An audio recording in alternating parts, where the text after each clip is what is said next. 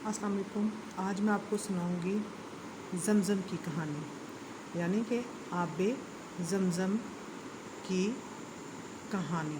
ویسے تو آپ نے بہت بار سنی ہوگی، لیکن میں آج بچوں کے لیے مختصر سی کہانی لے کے آئی ہوں کہ انہیں پتہ چلے کہ آب زمزم کی کہانی کیا ہے۔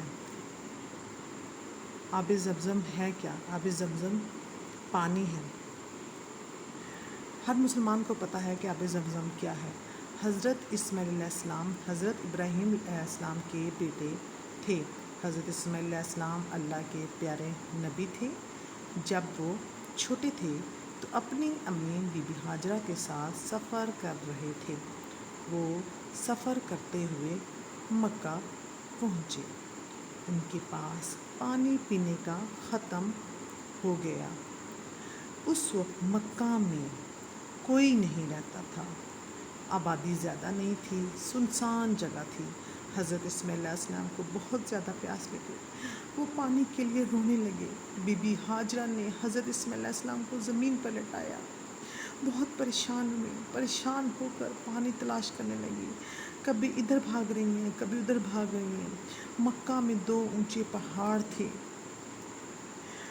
بی بی ہاجرہ 7 بار ایک پہاڑ سے دوسرے پہاڑ پر بھاگی، ان کو کہیں پانی نہ ملا۔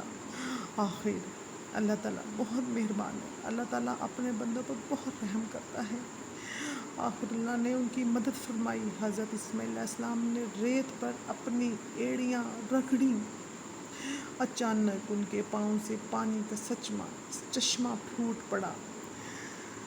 آج بھی یہ چشمہ مکہ میں موجود ہے اور اس کا نام زمزم ہے۔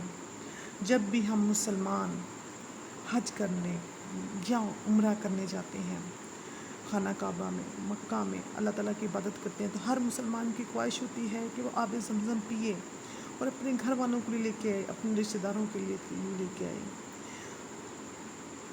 اللہ تعالیٰ ہم سب کو بھی خانہ کعبہ جانے کی سعادت نصیب فرمائے۔ آمین۔